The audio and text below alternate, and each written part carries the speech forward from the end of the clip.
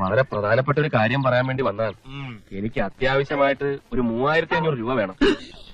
3500 രൂപ അല്ലേ? അതെ, കടമായിട്ട് മതി. എന്റെ കയ്യില് ധാരാളം പണമുണ്ട്. അത് ഞാൻ നിനക്ക് കടമായിട്ട് തരില്ല. നാട്ടുകാരെ തീറ്റിക്കാൻ അല്ലടോ കുഷ്ഠരോഗി വെണ്ണ എടുത്തിരിക്കുന്നത്. അതൊക്കെ തന്നെ തിന്നാനാ.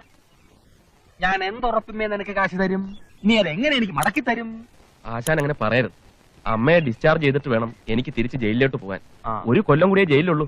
തിരിച്ചു വന്നാൽ ഞാൻ തരും. തിരിച്ചു വരുമ്പോ നീ എങ്ങനെ എനിക്ക് തരും? നീ ജയിലിൽ നിന്നല്ലേ വരുന്നത്, ഗൾഫിൽ അല്ലല്ലോ. അല്ല ആശാൻ, തിരിച്ചു വന്നാൽ ഞാൻ ജോലി എടുത്തു തരും. ജ്വാലിയാ? എന്ത് ജ്വാലി?